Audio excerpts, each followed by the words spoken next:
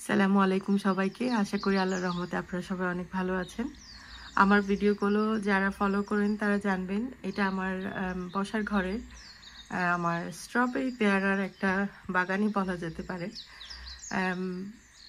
আসলে দেশ থেকে আসার পর থেকে এটা সেটা বাহিরে আমার বারান্দায়, তারপর আমার ঘরের ভেতরে যে গাছগুলো ছিল খুবই খুবই বাজে অবস্থা। আমার নাগামরিচের গাছগুলোতে এখানে কয়েকটা গাছ রেখে গিয়েছিলাম।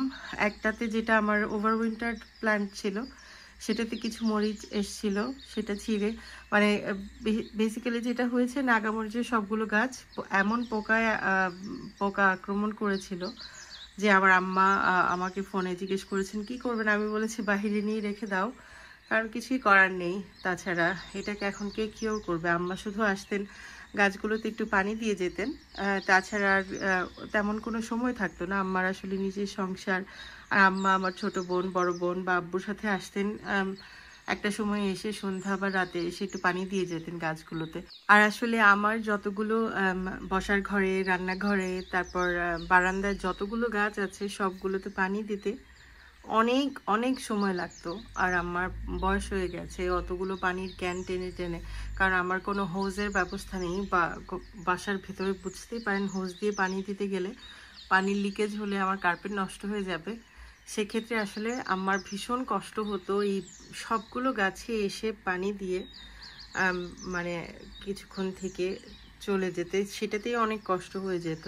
তো আসলে আমরা যারা বাগান করি আমরা জানি যে শুধু গাছে পানি দিলে এটা মেনটেনেন্সটা প্রপারলি হয় না, অনেক কিছু করা লাগে।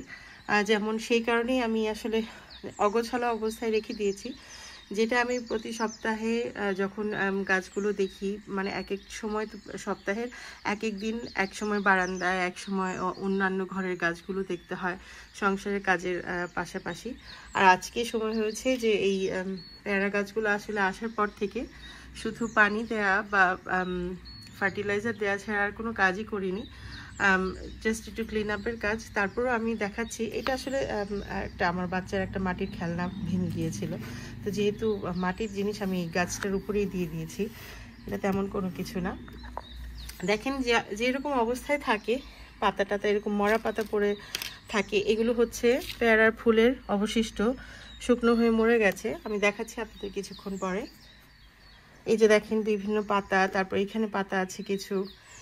এই পটটাতে একদম এই পাতাগুলো ঝরে আমার এটা একটা রেড স্ট্রবেরি পেয়ারা গাছ একদম নষ্ট হয়ে গেছে। গাছটা আসলে আগাগোড়াই এরকম ছিল, প্রথম থেকেই গাছটা এত বেশি ভালো ছিল না। তারপর মায়ায় পড়ে আর ফেলা হচ্ছে না গাছটা, যে ফেলে দেবো, ট্রাই করে দেখি কি হয় না হয়।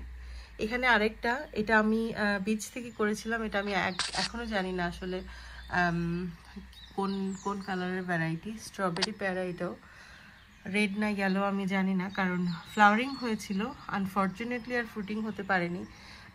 একই কারণ, আসলে মেনটেনেন্স সেভাবে করা হয়নি যেহেতু আমি দেশে ছিলাম। তো দেখেন আমি যেটা বলছিলাম যে এরকম ডাল মরে যায়, পাতা ঝরে, তারপর পোকার আক্রমণ হয়। ওইখানে দেখেন ছোট ছোট সাদা পোকা, এগুলো আসলে সবসময় দেখে রাখতে হয়, ডালপালা ছাঁটাই করতে হয়। তারপর বেশ কয়েকটা ফুল এই চারাটাতে এসেছিল, এই দুইটা আমার ইয়েলো ভ্যারাইটি। এটাতে গত বছর অনেক ভালো ফ্রুটিং হয়েছে আলহামদুলিল্লাহ, আর এটাতে এই বছর হচ্ছে। এটাতে এই বছর কোনো কিছুই না, সরি আমি ভুল বলছি, এটা একটা রেড ভ্যারাইটি। এটা এখনো শুধু ফ্লাওয়ারিং হয় আর মরে যায়। এটা আর এটা ইয়েলো ভ্যারাইটি। তো এটাতে গত বছর হয়েছিল আলহামদুলিল্লাহ, কিন্তু এই বছর একটাও নেই। ফুল হয়তো এসছিল, এই যে দেখেন একটা ফুল আছে, আমি দেখাচ্ছি ফুলটার মধ্যে কি সমস্যা হচ্ছে। তো ফুল হয়তো এসছিল, কিন্তু হাত পরাগায়ন না করলে, হাত দিয়ে পরাগরেণু একটা ফুলের আরেকটা ফুলের মধ্যে না ছুঁয়ে দিলে আসলে এগুলো এরকম সফল হয় না।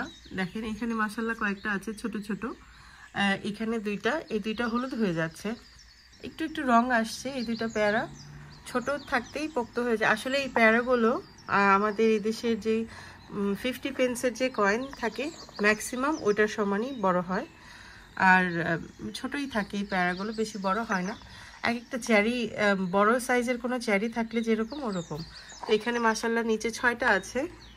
এই গাছটাতেই উপরের দিকে আরও কয়েকটা আছে ওইখানে, ওগুলো এখনো কাঁচা কাঁচাই মনে হচ্ছে। এগুলো সব আমি আলহামদুলিল্লাহ হাত পরাগায়ন করেছিলাম। দেখতে আসলে মনে হচ্ছে যে অনেকগুলো বাড়তি ডাল।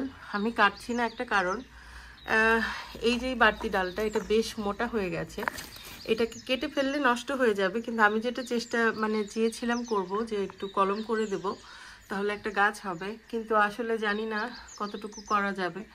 অনেক আসলে এত বেশি বেড়ে গেছে, খুবই খারাপ অবস্থা হয়ে গেছে। আর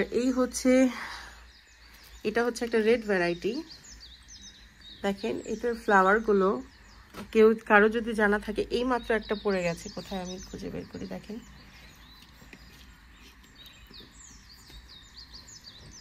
দেখেন এই ফ্লাওয়ারটা, ফুলটা ফোটার আগে এরকম নষ্ট হয়ে ভেতরটা এরকম হয়ে যাচ্ছে। আমার কোনো আইডিয়া নেই কেন এরকম হচ্ছে। আপনাদের কারো যদি পেয়ারার অভিজ্ঞতা থাকে প্লিজ আমাকে জানাবেন। আমি কোনো কেমিক্যাল খাবার, যেহেতু এটা পেয়ারাটা আমরা খাই, সেহেতু আমি কোনো কেমিক্যাল স্প্রে পোকামাকড়ের জন্য করতে চাই না, তারপর কোনো কেমিক্যাল খাবার দিতে চাই না। দেখেন এই একটা ফুল দেখা যাচ্ছে সাদা আছে, আরেকটা ফুল এরকম ভেতরে মরে গেছে। এখন এই সাদা ফুলটাও হয়তো মরে যাবে। আমি জানি না কিসের অভাবে এরকম হচ্ছে। উপরের দিকে অসংখ্য, দেখতে পারবেন কিনা জানি না, ওই যে ওইখানে এগুলো হচ্ছে ফুল, একদম শুকনো হয়ে এরকম হয়ে গেছে। আর এই পাতাগুলোর মধ্যে এরকম মনে হচ্ছে যে পুষ্টির অভাব। কোন পুষ্টির অভাব হচ্ছে আমি জানি না। আমি যখন রিপোর্টিং করেছিলাম, আমি বটম ড্রেসিং করেছিলাম, গাছটাকে উঠিয়ে তারপর নতুন পটে নিচে নতুন মাটি, সেটার সাথে বিভিন্ন অর্গ্যানিক সার, যেটা ফিশ ব্লাড অ্যান্ড বোন মিল, তারপর চিকেন ম্যানিওরটা আমি ঘরের ভেতরে ব্যবহার করি না, কিন্তু তারপরে সিউইড, গ্র্যানুলস, চা পাতার গুঁড়া, কলার খোসার গুঁড়া সবই দিয়েছি। তারপরে এই মাটিটার সাথেও মিক্স করেছি, যেটা সাইড দিয়ে দিতে হয়েছে কারণ গাছের মাটিটুকু এতটুকু ছিল আগেরটাতে। তো সব মিলিয়ে নতুন মাটিতে দিয়েছি। তারপরও হয়তো রিকভার করতে আসলে একটু সময় লাগবে, সেই সময়টাই আমি দিচ্ছি। হয়তো ইনশাল্লাহ আগামী বছর আস্তে আস্তে ঠিক হয়ে যাবে।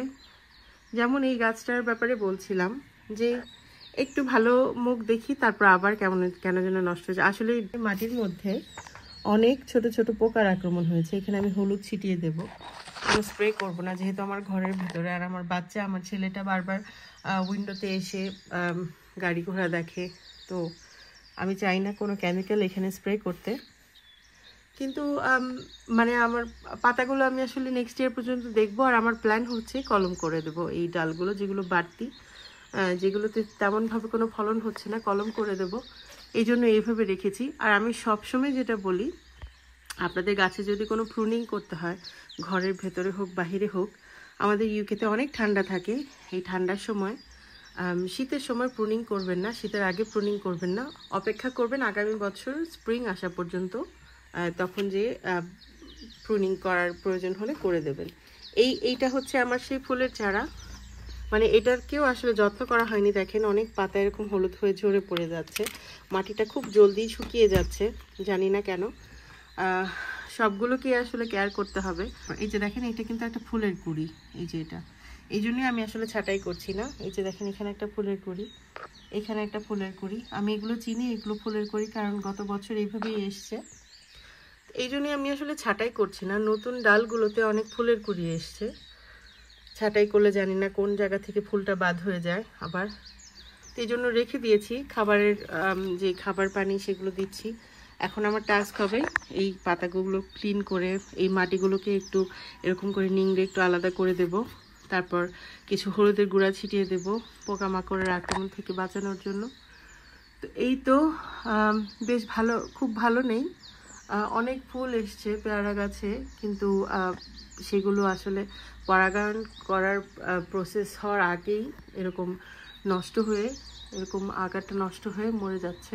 কিছু করার নেই, আল্লাহর ডিসিশন আসলে সবচেয়ে বেস্ট ডিসিশন। আল্লাহ যা চাবেন, যতটুকু দেবেন সব কিছুতেই আলহামদুলিল্লাহ। গাছগুলো বেঁচে থাকুক, এইটুকুই আমার প্রাপ্তি। আমার আর এর চেয়ে বেশি কিছু চাই না। ইনশাল্লাহ সময় হলে একটা সময় না একটা সময় ফলন হবে। তো আজকে আমার ভিডিওটা এই পর্যন্তই।